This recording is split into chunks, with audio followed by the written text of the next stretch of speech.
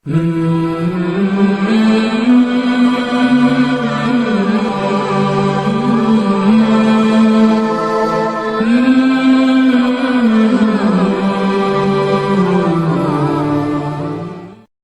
اللہ الرحمن الرحیم.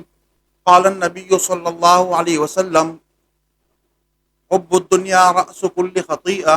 صدق رسولہ النبی الکریم. حضور نبی کریم صلی اللہ علیہ وسلم کا ارشاد ہے کہ دنیا کی محبت یہ تمام برائیوں کا سرچشمہ ہے. ہر گناہ کا اور ہر برائی کا سرچشمہ وہ دنیا کی محبت ہے. آپ صلی اللہ علیہ وسلم نے اپنے اس فرمان مبارک میں اس بات کی طرف نشاندہی کی کہ اگر کوئی شخص دنیا سے محبت کرتا ہے تو وہ شخص لازماً گناہوں کی طرف اور برائیوں کی طرف وہ اس کا سفر شروع ہو جاتا ہے. اس لیے آپ علیہ الصلوۃ والسلام نے اس کی ایک نشاندہی اپنی امت کو کرائی ہے. لیکن ہم جب دیکھتے ہیں اپنی زندگی میں کہ یہ جو چیزیں ہیں دنیا کی محبت، یہ تو انسان کی فطرت کے اندر اللہ رب العزت نے رکھی ہوئی ہے. ہر انسان اس کی ضرورت بھی ہے اور اس کی طبیعت بھی یہ چاہتی ہے کہ دنیا اس کو حاصل ہو جائے، مال اس کے پاس آ جائے، اچھا گھر آ جائے، اچھی سواری آ جائے، اور اس کی اولاد ہو، اس کی گھر والیاں ہو. یہ ساری انسان کی جو ضروریات ہے، ہر انسان اپنی اس ضرورت کی طرف وہ لپکتا ہے اور اپنی ضرورت پوری کرتا ہے. لیکن آپ صلی اللہ علیہ وسلم نے جو ارشاد فرمایا تو اس کا پھر مطلب کیا ہوا؟ اس لیے کہ ہر انسان کی فطرت کے اندر اللہ رب العزت نے دنیا کی محبت رکھی ہوئی ہے. کوئی انسان دنیا کے مال و متاع سے نفرت تو نہیں کرتا اور نہ اس کے بغیر وہ اپنی زندگی گزار سکتا ہے. تو پھر آپ صلی اللہ علیہ وسلم کے اس فرمان کا مطلب کیا ہے؟ انسان کی طبیعت میں حقیقت یہی ہے کہ اللہ رب العزت نے دنیا کی محبت کو رکھی ہوئی ہے. لیکن دنیا کی محبت کا رکھنا یہ ایک فطری عمل ہے. اگر یہ فطری عمل اللہ رب العزت کی طرف سے نہ ہو تو دنیا کا نظام، پہلی بات تو یہ کہ دنیا کا نظام ہی نہیں چل سکتا. اس کی وجہ یہ کہ ایک انسان کے پاس وہ مال ہے اور ایک انسان کے پاس ہنر ہے. اب یہ دونوں انسان جب صبح نکلتے ہیں تو مال والا وہ مال لے کر نکلتا ہے اور اس کی ضرورت ہوتی ہے کہ میں یہ مال کسی کو دے دوں اور اس کے بدلے میں اس کے پاس جو ہنر ہے، کام ہے، وہ میں اس سے کروا دوں. اور ہنر والا آدمی وہ صبح اس نیت سے نکلتا ہے کہ میں اپنے ہنر کو استعمال کر لوں اور کوئی اس کے بدلے میں مجھے مال دے دے. اب اگر مال دینے والا مال نہ دے اور اس کے بدلے میں ہنر والا اپنے ہنر کا اظہار نہ کرے تو ظاہر بات ہے ہر انسان کی ضرورت ہوتی ہے، وہ ضرورتیں رک جائیں گی. جس طرح ایک مال والے شخص کے لیے ہنرمند آدمی کا ہونا، کاریگر آدمی کا ہونا اس کی ضرورت ہے، اسی طرح کاریگر آدمی کے لیے مال کی اور دیہڑی کی اور تنخواہ کی ضرورت ہوتی ہے. اگر اس کو وہ چیز نہ ملے تو ظاہر بات ہے وہ اس کام کے لیے تیار نہیں ہوگا، اور مال والا اگر مال نہ دے تو اس کی ضرورت کام والی وہ پوری نہیں ہوگی.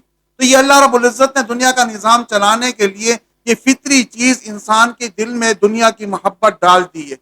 دوسرے نمبر پر یہ حکمت بھی اس میں موجود ہے کہ اگر ایک انسان کو دنیا کے اندر یہ محبت والی چیزیں اور یہ پیار کرنے والی چیزیں نہ ملے تو یہ ساری چیزیں جب انسان کو اللہ تعالیٰ جنت کے اندر عطا فرمائیں گے تو اس وقت انسان اس کے لذت کو کیسے محسوس کرے گا؟ جیسے قرآن کریم کی سورہ بقرہ میں اللہ رب العزت نے فرمایا وَأُوتُوا بِهِ مُتَشَابِهًا، کہ وہاں جنت میں جو میوے اور فروٹس وغیرہ جنتیوں کو دیے جائیں گے وہ بالکل اسی طرح ہوں گے جس طرح دنیا کی فروٹ کی شکلیں ہوتی ہے. اس کا مزہ، اس کا ذائقہ، اس کا سائز، یہ ساری چیزیں تو الگ ہے، وہ اس سے کئی گنا زیادہ ہوں گی، لیکن اس کی شکلیں اس کی طرح ہوں گی جو دنیا کے اندر فروٹس ہے. اگر یہ دنیا والے فروٹس کی شکلیں نہ ہو، ایک نئی قسم کی شکل اس کی ہو، تو ظاہر بات ہے جنتی اس سے لذت حاصل نہیں کر سکیں گے. اس لیے کہ جب ان نے ایک چیز پہلے سے کھائی ہوئی ہوتی ہے دنیا کے اندر اور اس کو استعمال کیا ہوتا ہے تو اس کو دیکھ کر انسان کہ ہاں یہ تو وہی چیز ہے، اس کو انسان کے لیے استعمال کرنا آسان ہو جاتا ہے. اور تیسری حکمت اللہ رب العزت نے دنیا کی محبت جو انسان کے دل کے اندر ڈالی ہے اس کی وجہ انسان کی آزمائش ہے. اللہ رب العزت نے قرآن کریم میں بھی فرمایا کہ زمین کے اوپر جو ہم نے چیزیں پیدا کی ہے یہ ہم نے اس لیے پیدا کیے تاکہ ہم اس کے ذریعے انسان کو جانچیں، اس کی پڑتال کریں، اس کا امتحان لیں، اس کی آزمائش لیں، تاکہ پتہ چل جائے کہ وہ ان چیزوں کے اندر منہمک ہو کر مجھے بھولتا ہے یا ان چیزوں کو استعمال کر کے وہ میری طرف آتا ہے۔ اب اس میں کامیاب انسان کون ہے؟ کامیاب انسان وہ دنیا اور آخرت کے اعتبار سے وہی ہے کہ ایک شخص دنیا کی نعمتیں اور دنیا کے مال و متاع ان ساری چیزوں کو استعمال بھی کرتا رہے اور ساتھ ساتھ اللہ تعالیٰ کی رضامندی کے مطابق اپنی زندگی گزارتا رہے۔ یہ شخص کامیاب ہے، اس لیے کہ دنیا کو بھی استعمال کر رہا ہے، ساتھ میں اپنے رب کو، دنیا دینے والی ذات کو بھی ساتھ راضی کر رہا ہے۔ یہ شخص دنیا اور آخرت کے اعتبار سے کامیاب ہے۔ لیکن ناکام اور بیوقوف شخص کون ہے؟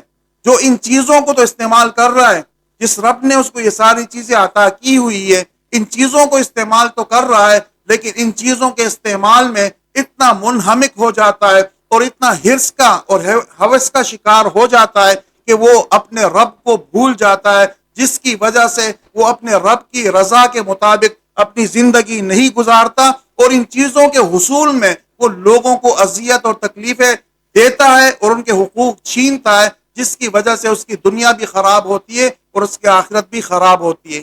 اس لیے فارسی کا شاعر وہ جو کہتا ہے، اس کے شعر کا مطلب بھی یہی ہے کہ جس طرح انسان کے لیے دنیا کی ضرورت یہ ضروری ہے، انسان کو دنیا کے مال و متاع کی ضرورت ہے، اس کے بغیر انسان زندگی نہیں گزار سکتا، بالکل اسی طرح ہے جس طرح کی کشتی کے لیے پانی کی ضرورت ہوتی ہے، لیکن کشتی کے نیچے نیچے اگر پانی ہو اور کشتی پانی کے اوپر ہو تو پھر تو کشتی چلتی رہتی ہے، لیکن اگر وہی پانی جو کشتی کے چلنے کا ایک سبب اور ذریعہ ہے، وہی پانی جب کشتی کے اندر آ جاتا ہے تو پھر وہ اسی کشتی کی ہلاکت اور اس کے ڈبونے کا ذریعہ وہی پانی بن جاتا ہے۔ اسی طرح انسان اگر دنیا کو استعمال کرتے ہوئے اپنے رب کو راضی کرتا ہے اور رب کو خوش کرتا ہے تو یہ انسان کامیاب ہے، لیکن اگر وہ اپنے ان چیزوں کی استعمال میں اتنا منہمک ہو جاتا ہے اور اس کے حصول میں اتنا لگ جاتا ہے کہ اپنے رب کو اور خالق کو بھول جاتا ہے تو یہ اس شخص کے لیے